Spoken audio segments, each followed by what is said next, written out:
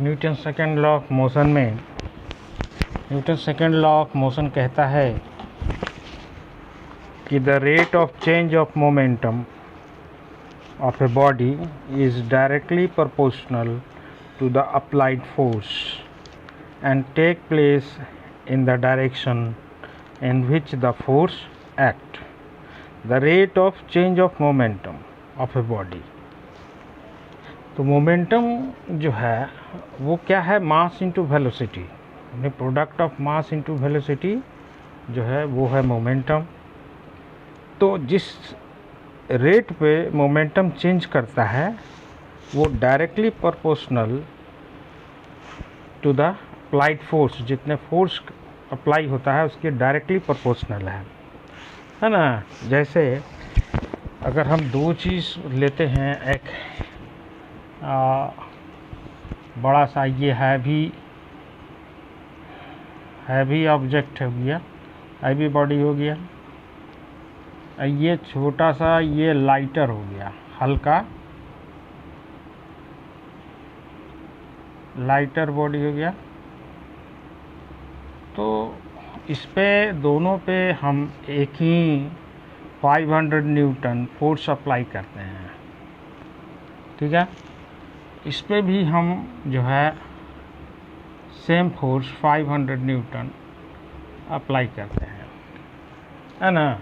तो देखेंगे क्या कि जो हैवी ऑब्जेक्ट है वो हैवी ऑब्जेक्ट जो है ज़्यादा डिस्टेंस पे जाके नहीं, यहाँ पे आके ये रुक जा रहा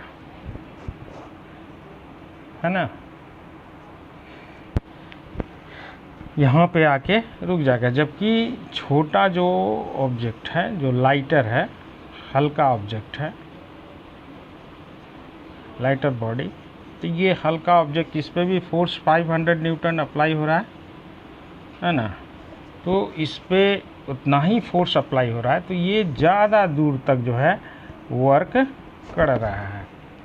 तो इसके पीछे रीज़न क्या है, इसका पीछे रीज़न है इसकी मास इसका हैवी है और इसका मास कम है। मान के चलिए कि इसका मास जो है वो 5 kg है, जबकि इसका मास जो है वो 100 ग्राम है। तो हम यहाँ पे देखेंगे कि जिसका मास हैवी है ना, उसमें सेम फोर्स अप्लाई करते हैं 500 न्यूटन, है ना। तो हैवी बॉडी होने के कारण ये ऑब्जेक्ट ज़्यादा दूर पे नहीं जा रहा है, जबकि इसका मास जो लाइटर बॉडी है इसका मास 100 ग्राम है और सेम फोर्स अप्लाई हो रहा है। तो ये बॉडी जो है बहुत दूर तक डिस्टेंस कवर करता है। तो ये क्लियर है कि the rate of change of momentum is directly proportional to the applied force, ठीक है। अब रह गया सवाल कि it take place in the direction in which the force act. अगर हम फोर्स इस डायरेक्शन में हम अप्लाई करते हैं तो बॉडी ऐसा नहीं है कि इधर मूवमेंट कर जाएगा, है ना। जिस डायरेक्शन में फोर्स अप्लाई होगा उसी डायरेक्शन में बॉडी एक्ट करेगा। फोर्स का डायरेक्शन इधर है, फोर्स का डायरेक्शन जो है वो इस ओर है, तो फोर्स एक्ट करेगा किधर, फोर्स के डायरेक्शन में, फोर्स के डायरेक्शन में एक्ट करेगा, है ना। जैसे कैरम बोर्ड हम खेलते हैं, तो कैरम बोर्ड जब खेलते हैं तो कैरम बोर्ड में जिस डायरेक्शन में हम स्ट्राइकर को हिट करते हैं, फोर्स लगाते हैं, उसी डायरेक्शन में स्ट्राइकर जो है वर्क करता है ना। ऐसा नहीं है कि हम मारेंगे सीधा डायरेक्शन में। यहाँ पे है, ये कैरम बोर्ड है, कैरम बोर्ड पे ये जो है इस तरह से बना होता है, ठीक है।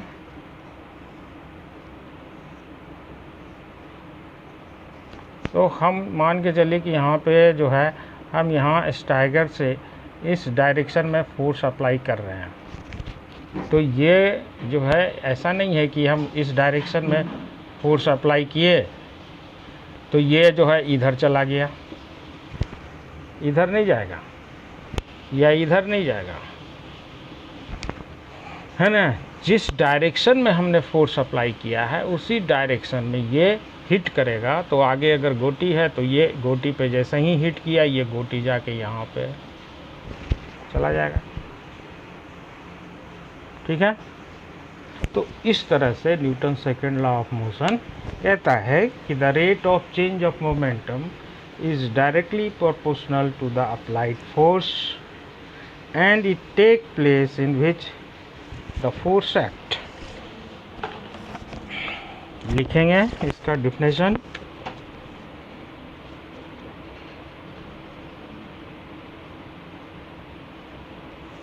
The rate of change of momentum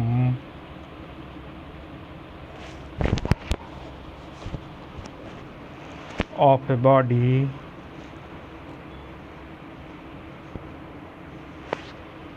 is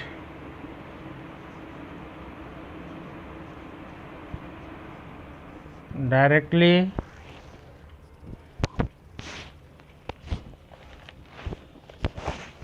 proportional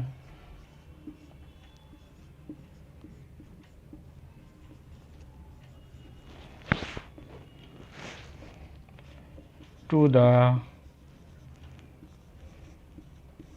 applied force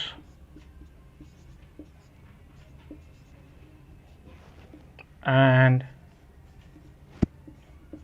take place in which the force acts। हो गया। तो अभी पावर चली गई है, पावर आने के बाद फिर बताते हैं। तो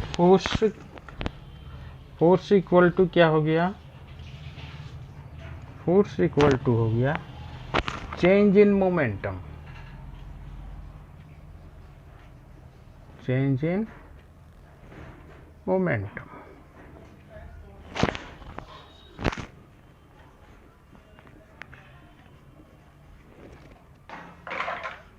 upon time taken,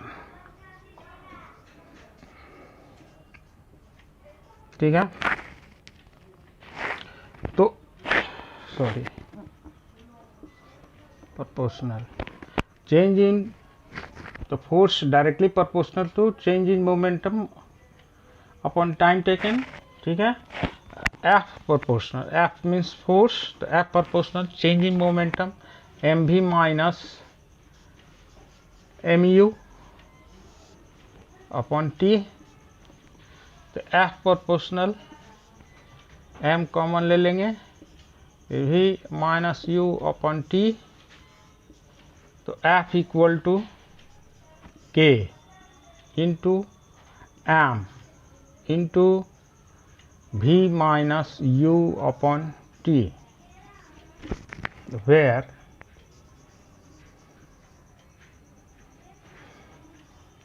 A equal to V minus U upon T. Clear है। तो A equal to V minus U upon T, so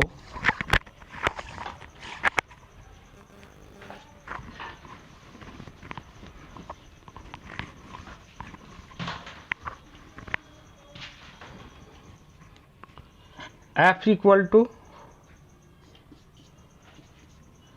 M K into M into A, where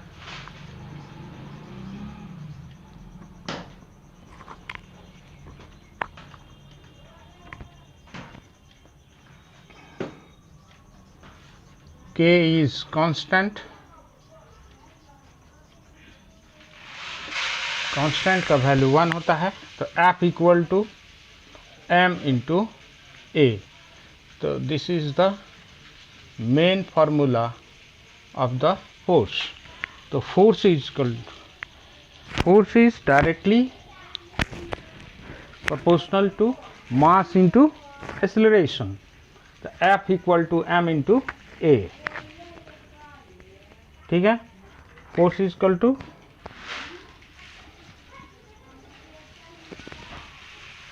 mass into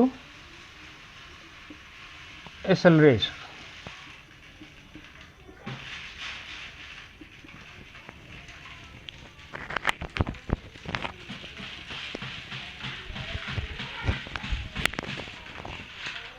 Newton second law,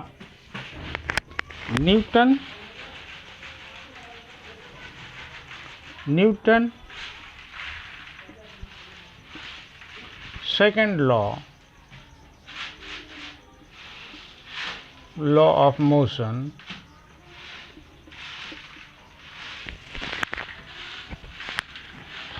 give us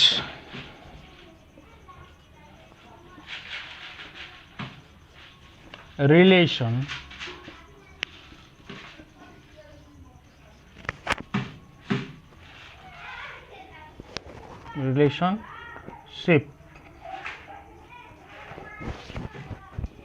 between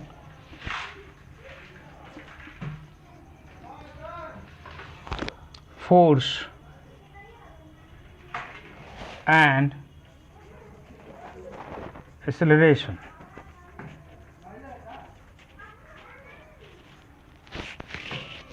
ठीक है, force into acceleration. So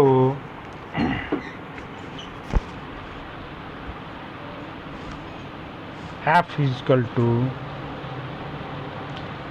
m into a and a is equal to F upon m।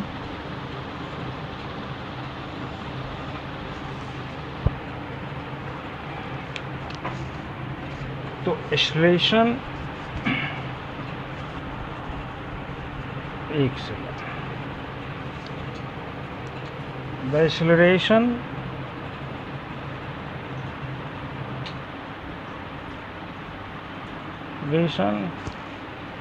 produced in a body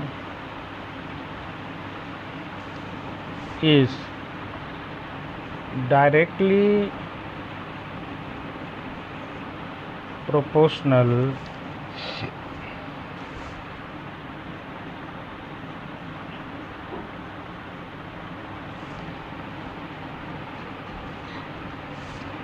to the force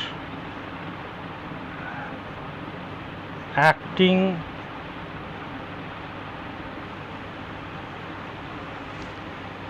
on it।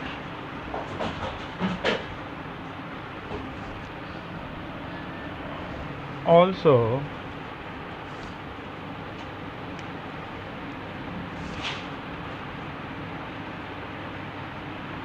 inversely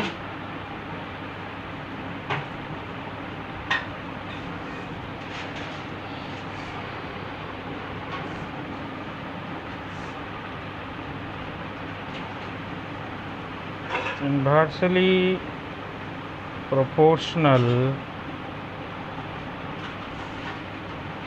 to the mass of the body, है ना। Acceleration produced in a body is directly proportional to the force acting on it। ठीक है, and also inversely proportional to the mass of the body। Therefore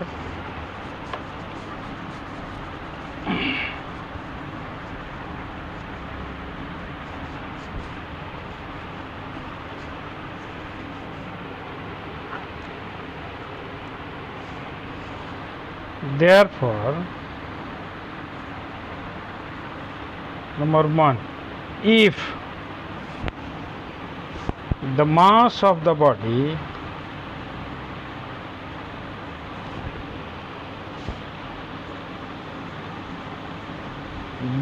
is double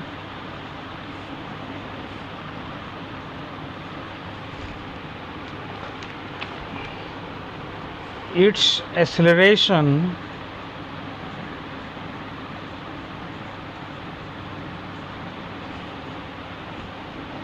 will be halved.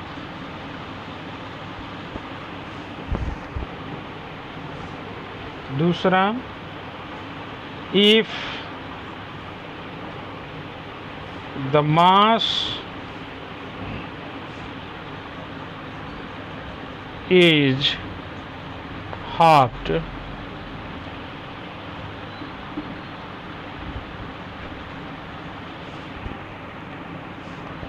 then acceleration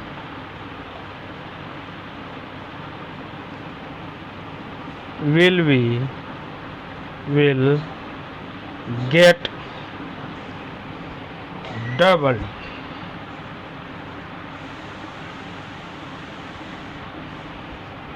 अगर mass double होगा तो acceleration क्या होगा? आधा होगा, half होगा. If the mass is half, अगर मास आधा होगा तो एक्सेलरेशन जो है डबल होगा.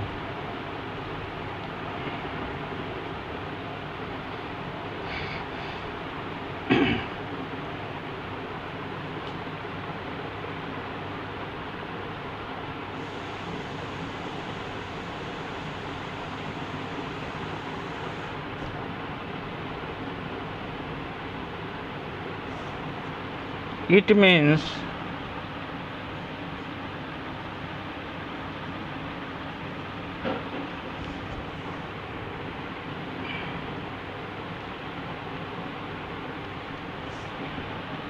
it will be easier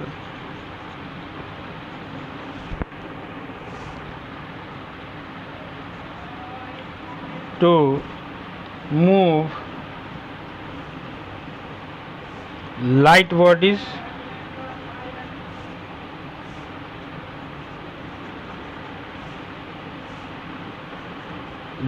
than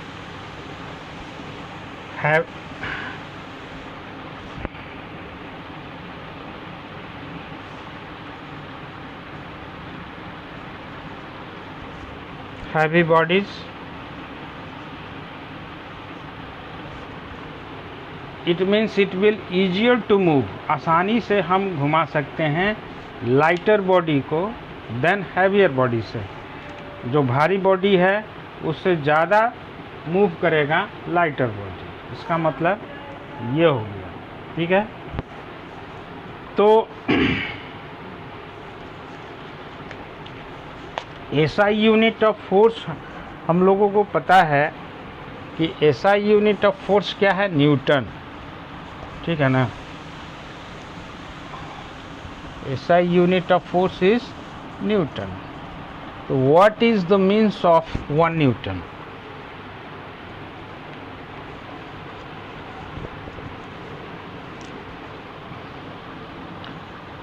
The SI unit of force is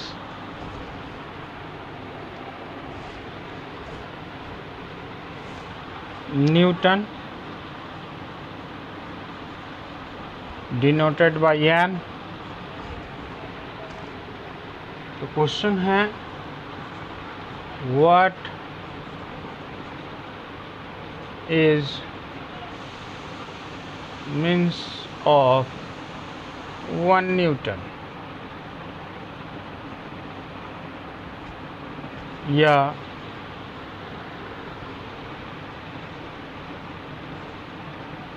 define a Newton.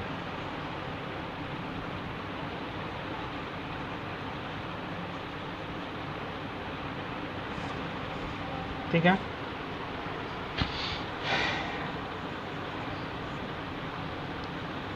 A Newton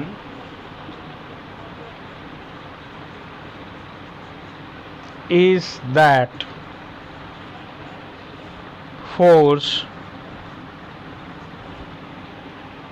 which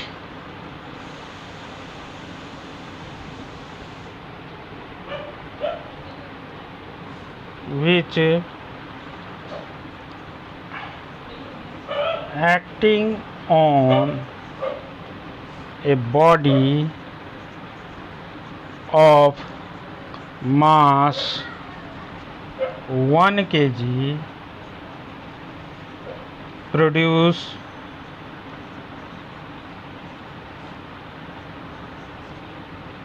an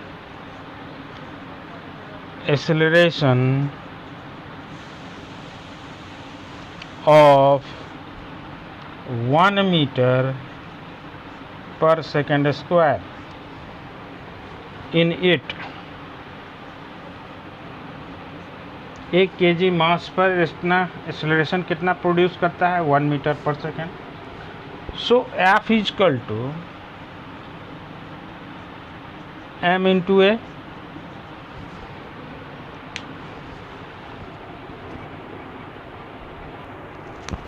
so F equal to M into A. तो F ही equal to 1 kg into 1 metre per second square. तो 1 Newton equal to 1 kg into 1 metre per second square. 1 Newton equal to 1 kg into 1 Newton 1 metre per second square. Hence F यानी force equal to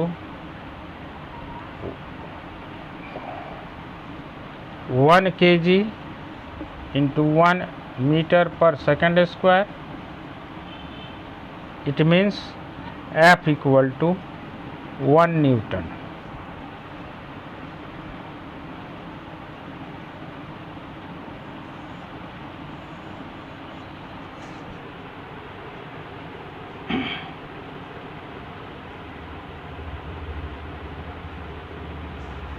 ठीक है। तो आज के लिए इतना ही। अगले वीडियो में फिर आपको बताएंगे। हेलो, थोड़ा सा और रह गया है तो इसमें थोड़ा सा और जो है जान लेंगे कि if a minus sign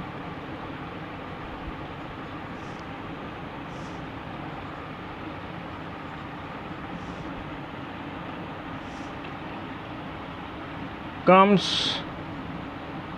with the force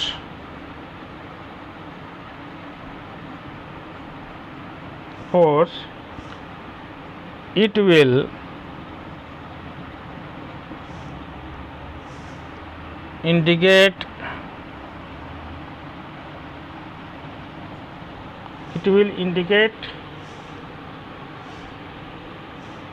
that the force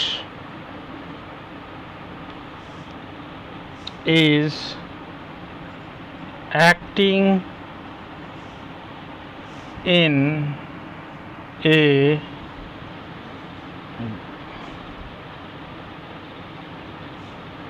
direction opposite to that in which the body is moving.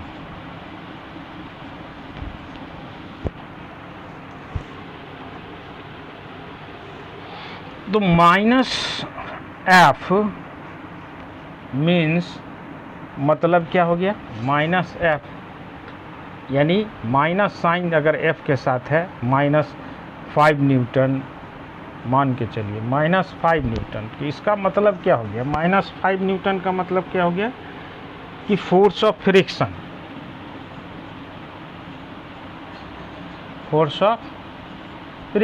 जो मूविंग बॉडी को अपोजिट डायरेक्शन में काम करता है। अगर बॉडी ऐसे मूव कर रहा है, इधर मूव कर रहा है, तो इसके अपोजिट डायरेक्शन में एक फोर्स काम करेगा, अपोजिट, ये फोर्स ऑफ फ्रिक्शन हो गया, force of friction.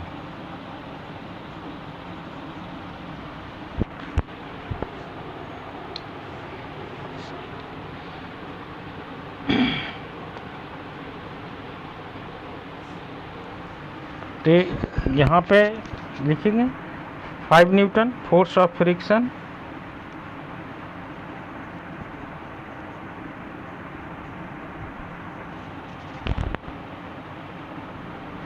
opposite force of the moving body।